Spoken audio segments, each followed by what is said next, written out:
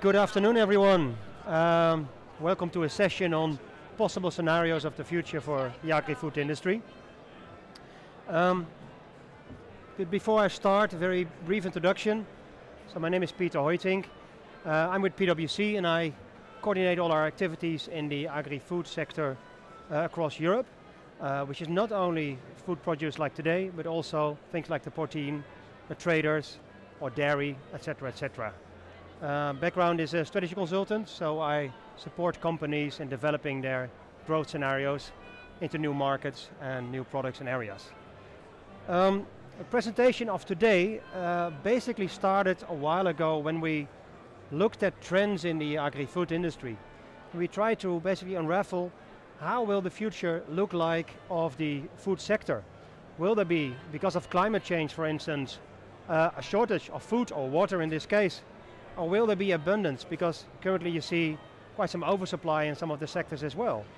So we started off by trying to find out what will be the effects and how will the future look like and how do food companies need to prepare themselves for that future. And what we basically saw is a couple of things. The first one is that the industry is, well, we call it flux, maybe a bit negative, but an enormous amount of changes are occurring at the moment in the agri-food industry. And if we would be able to describe it in scenarios, we could come up with suggestions on how to prepare for that future. For this presentation, which takes around 30 minutes or so, and then maybe 10 to 15 minutes that we have for some Q&A, there's a couple of key messages that I would like to bring over. Of course, the first one, so how is it then really changing, that agri-food sector? I would like to really dive deep into those 4 scenarios of the future. The third one will be what we mean by capabilities to be able to tackle the challenges of those scenarios. Then we go into maybe some more specific capabilities that are required per scenario for the industry that is, well, over here, the food produce side. If we still have time, would like to dive a bit deeper into the ag-tech side, so emerging technologies into the agri-food space, if we do have time. Last but not least, you see a lot of players coming into the market at the moment, providing services or technology solutions or trying to bypass the normal traditional circumstances. So I would like to also discuss a bit what would this mean for the industry itself and how can they prepare. Good. As a first start, well, probably this is all very known to you guys, but we've seen in the market a lot of volatility in prices. It's definitely not the case that for all products prices are under pressure. Sometimes prices are very good. It's just they're much more volatile than, let's say, 10 or 15 years ago, which also has an effect on margins. Now, as an example, it's of course because of changing weather climate, but it's also because of some trade restrictions that are still on a global scale, and some organizations and countries are more affected by it than others. We see also on the right side that consumer trust is maybe very weird, but on an all-time low. Partly because of all the food scandals. Take the Vermeer affair in the Netherlands of this summertime in the poultry supply chain. And although food has never been so safe as it is today, consumers don't feel it is as safe. So consumer trust. There is protectionism, as you see on the right side. Of course, the trade agreements, I come back to that a little bit later, that are currently going on. There's a lot of consolidation. I spoke this morning during the panel discussion about Asian players acquiring a lot of the European food companies, and the same counts for the US. You can see it as a threat and maybe as a challenge, but a lot of M&A activities is going on at the moment. So what will be those effects? Come back to that as well. And globally, and I think that's a very good point, and also the lady from the Rabobank pointed it out, there's much more import and export. Those numbers are increasing still every year. So a lot of changes, and across all of that is new technology. Now, where do those changes come from? Obviously from these 5 mega trends, and I think most of you have heard it in one way or another, because the entire societies are affected by it. On the one hand, demographic and social change. As we all know, in Europe, population is graying, and it has a lot of effect on what people consume and how they live their lives. Rapid urbanization, so how do you make sure that that global population that's still growing that fast until 9.6 billion people they're all going to live in cities. How are we going to provide them with decent food? There's obviously a strong shift in the global economic power, and I gave the example of the M&A activity from especially Asian foreign wealth funds, and maybe the most important two, the climate change and technological breakthroughs.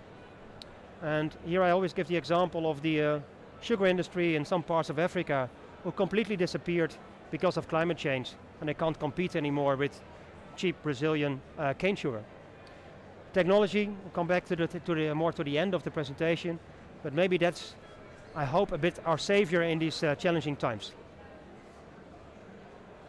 Now what we've done, and this is maybe a bit complicated picture, so we'll quite quickly over it, but we've looked at all those uncertainties, and we try to look, are there any pairs? Do those implications and global trends affect each other?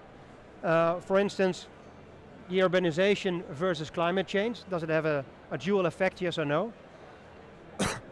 And when we did so, we came basically to a matrix of options.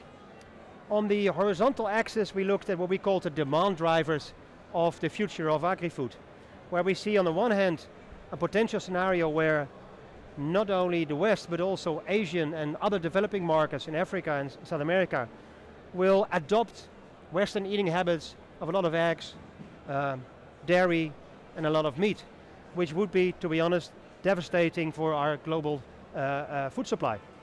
On the other hand, maybe we go to much more individualized, maybe more organic, food with more animal welfare, but at least a much more fragmented field of food supply, maybe more positive. That's the demand side. On the supply side, we said, okay, what will be those effects of climate change? Will we be able, with new technologies, to increase our yield and to basically prevent the effects of climate change on our agri-food supply? Or in the bad scenarios, that technology will not be, our savior in due course. Now, if you look at those two axes, on the demand and on supply side, you can easily see 4 scenarios. And basically touching upon all 4, and I will start with the positive one, on the right top corner, which we named or labeled leading the diversified field. Now this is a scenario where, on the one hand, global society will look for much more diversified supply of food. So it will not be purely the bulk, call it staple foods that everyone would like to have, or Western eating habits, but it will be much more a mix, Asian, Western, and new eating, almost like fusion, but especially the fact that it is much more fragmented and much more diverse options. Now that scenario is crossed with the fact that technology will overcome the negative effects of climate change. So for everyone there will be food, even for 9.6 billion people, and that food will also be partly organic and more sustainably sourced. A very positive scenario. On the other hand, if there would not be the effects, so what will happen if climate change has such an effect on our supply of food that, for instance, all those Asian wealth funds say, hey, wait a minute, now I don't have enough meat anymore and poultry for my own societies, why would I send it to the US when those companies are owned by myself? Let's send it only to our own home markets. Or the scenario where Trump would say, well, you know what, we'll start with even more trade barriers to protect our own economies. Now that is the scenario in renationalization, which is, of course, not a very positive one for global society. It will also be a scenario where we would look for a type of food which is much more commoditized because there's shortages, so we need to produce it very cheaply. Very, I would say, negative scenario. Now, the other one is food for all. That's a scenario where, luckily, we are able to overcome the effects of climate change, partly with technology. But global society is not looking for, let's say, the diversified and fragmented supply of food, but is looking much more for, give me those staples that we have in the West. I want a lot of meat, dairy, eggs, etc. A scenario which may be partly not very good for society. Then there is, on the other axis, the two-tier production, where we say it will be much more split. On the one hand, there will be a segment of consumers in the East, in the West, in developing and developed markets that want very sustainably sourced and well-produced foods because they can afford it. But most of the people will not be able to afford it because of shortages and issues in our production due to climate change. Now, obviously, these scenarios all have, their own elements in it. and we can already see some responses. Just to give a couple of examples, well, you all know the Brexit scenarios. You see already prices rising in the UK. I think their inflation was slightly above 3% in the last quarter. So you see the negative effects coming in because of Brexit. But you also see the title, Trump rejects a May's post-Brexit agriculture deal, the effects of renationalization. So where there are, let's say, global trade barriers are still in place, that would hamper global supply. On the other hand, on the right side, Trump quitted the TPP, Atlantic Trade Agreement. Also not a very positive sign, I would say. Then you see McDonald's in China doubling their amount of restaurants. So yes, also Asian societies would like McDonald's and the Western eating habits. To my opinion, I think the other part is the same. The West looking for more Asian eating habits. And the one in the middle over there about food scandals. Now that's a very important element. You see that coming back every time.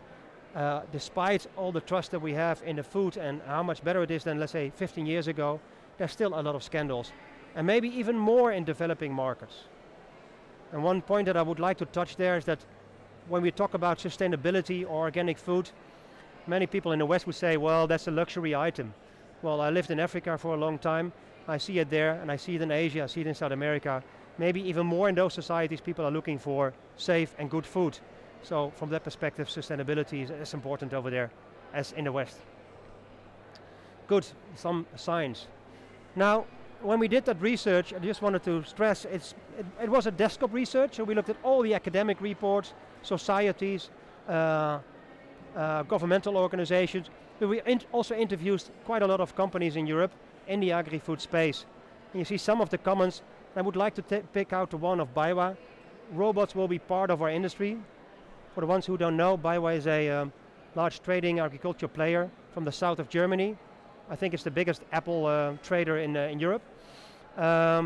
Robots will be part of our industry. I haven't seen any robots over here, but mark my words, in 5 years' time, in every of these conferences, you will see plenty of them.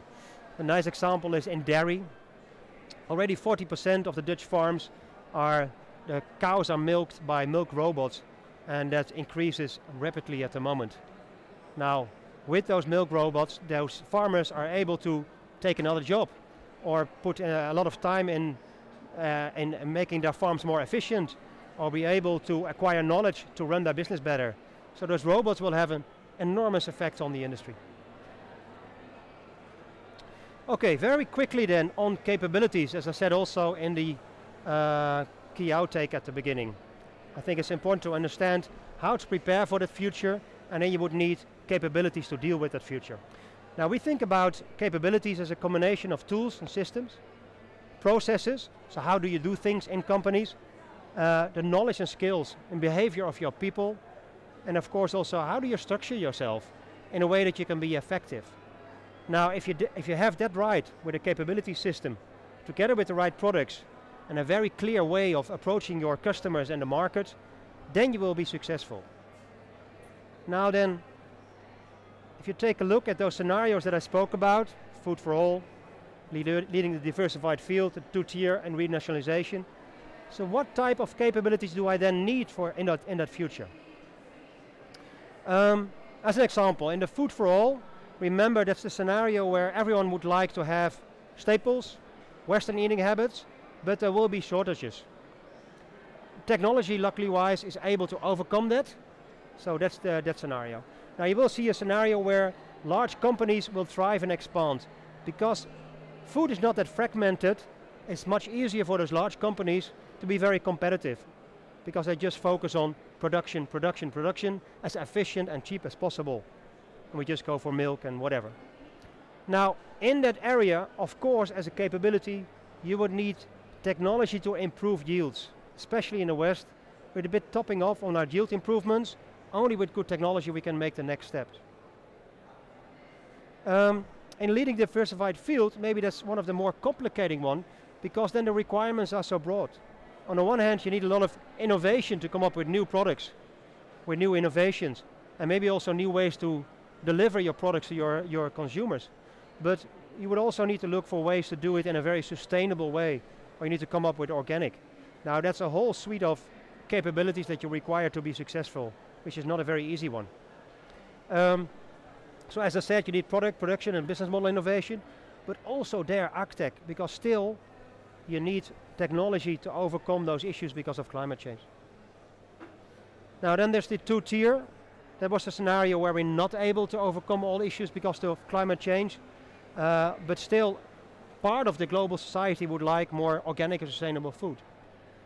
Now that's a complicated one, although I think if you make a choice over here, or you go for the more commoditized business, efficiency, or you go for the other. Last but not least in renationalization, that's the one where we'll have more trade blocks, Trump effect, Brexit, etc. Chinese protecting their own markets. Now in that scenario, obviously you need especially good PR people, because you would need to influence your societies and your governments in order to be still able to trade. I saw in one of the slides of the lady from the Rabobank the increase that Peru made in providing fruit and veg to the US. And she made the statement that it's of course because of the good relationship with the US, and that they were able to, were allowed to deliver to the US. Now that's the point that we're talking about over here. Make sure that those companies are part of those trade deals. Now these capabilities are all of course a little bit different, but there's one very overarching theme which deals with technology and how can we improve our yields, being it in able to provide sustainable food or just volume and masses to do it in a very cheap way. And I would like to touch upon a couple of elements in that new technology. Now the great thing is that because all of the developments, as I said over here, around mobile applications, so using GPS and whatever, what is called Internet of Things. So are we able to basically link our farm equipment to the internet, to the cloud and data analytics tool? The linkages with those analytics and clouds, that makes a certain convergence possible. And I will give some examples a little bit later. But that will be the big next step of AgTech for the coming years, and you already see the signs. 3 things that I would like to pick out, which I think are the most promising. You already see a lot of examples in the market. On the one hand, well, call it data-driven farming, or precision farming, predictive modeling, whatever you would like to name it. And we'll give a couple of examples in the next slide. Of course, robots. Now it says already swarm robots, that's maybe a bit far away, but in due course we will have very small flying machines that will basically seed your fields and would make sure that the fertilizers are in the right amount. That's the future we're talking about. Now last but not least, transparency, because in most scenarios that element is of crucial importance. How do I know where the products come from and that they are safely delivered to my consumers? First one, which talks about data-driven farming. Now 4 elements, of course all the sampling to make sure that the quality of our products are of high quality. You see just an example of a handheld machine to make a sample right in the field of your products. Now that's one thing, but the power is not in the device, the power is that it's directly linked via mobile to the cloud, to your analytics software, and gives advice to the farmer.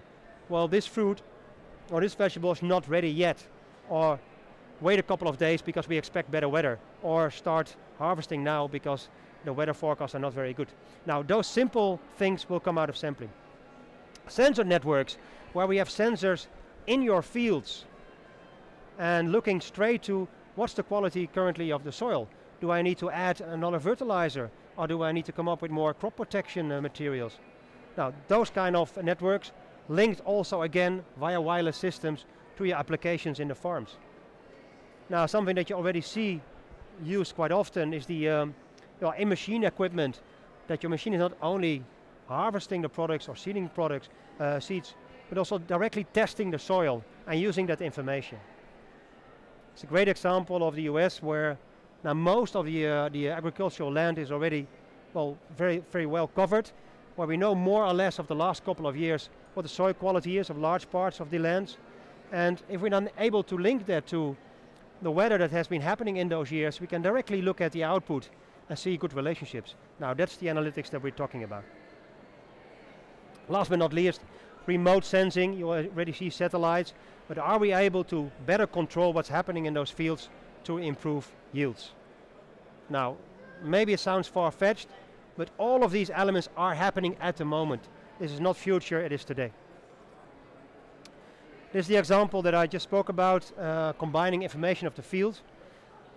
In the panel, we briefly spoke about risks. And this is the interesting part. Because we know much better and can better forecast what the quality will be of our produce, we can link it to other topics. For instance, can we maybe insure our crops in a better way because we know more? Then our premiums that we need to pay will be much lower, and from there obviously more profit. Or can we, because we know from the last couple of years what happened and the moisture in the fields, can we then maybe predict better our outcomes? Now that's the type of analysis. Second part, maybe the most science fiction element, the robotics. I just picked out 3 of them. Of course the drones, and that goes very rapidly.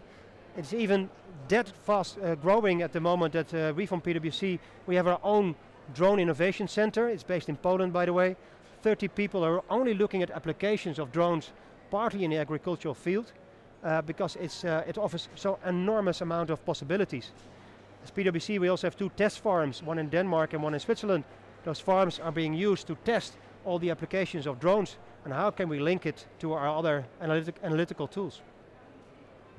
Now the robots itself, so not only this is more for testing and for overseeing and checking, but there's obviously also robots who do the labor.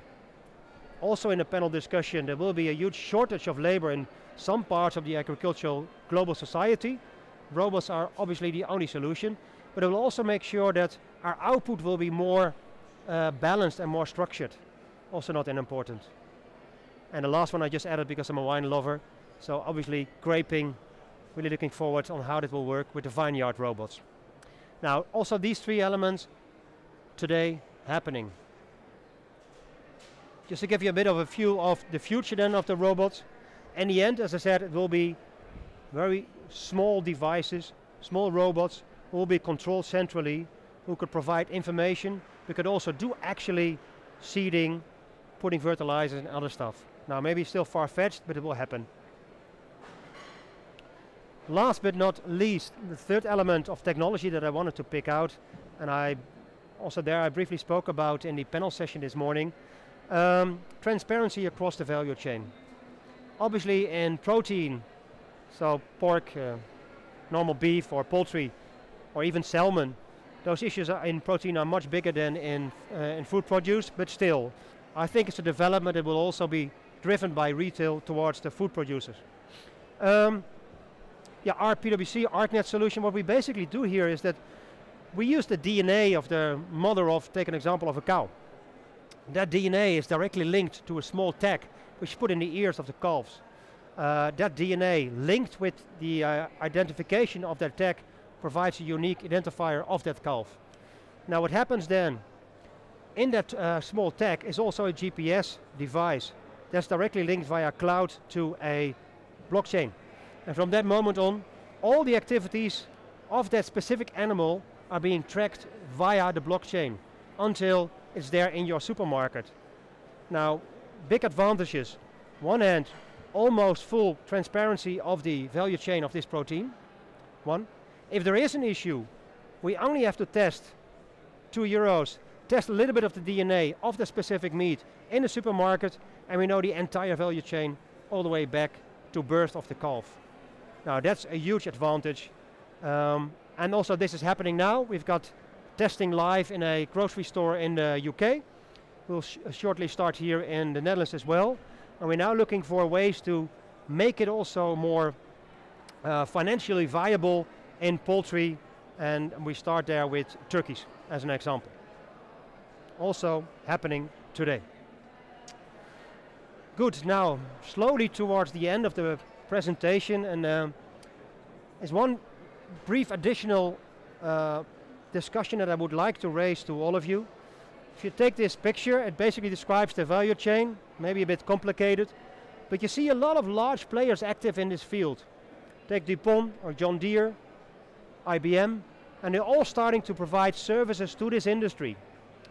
With those services, data is provided. in due course, ownership of that data will be basically the holy grail. It will make sure that farmers, food produce companies, will have to deal with IBM or with John Deere or with whoever is active and provides the data platforms. Now this sounds maybe a bit far-fetched, but give it 2, 3 or 4 years time, and you will need to choose basically as farming societies or food produce companies, who am I going to work with from data protection and data perspectives. And those players will have the platforms to further grow and make a better margin. So it's basically up to you guys. Am I now starting with all of this nice fancy stuff? Do I wait for tomorrow? Do I start today? Start today and start building capabilities for this future. Good. Back to the last question, last slide.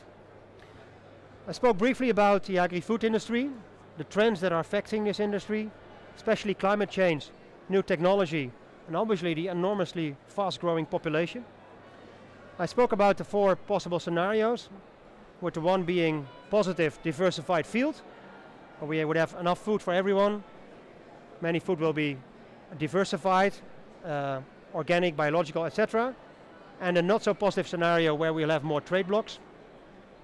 We spoke a bit about capabilities, so what do you need in order to deal with that future? And I tried to outline that per scenario. And then we spoke a bit about AgTech, how does robots play a role, data platforms play a role, and how can we make supply chain more transparent? And we ended up with that last question. Are you with your companies ready for this future, which will be determined by data and by robots? Thank you very much.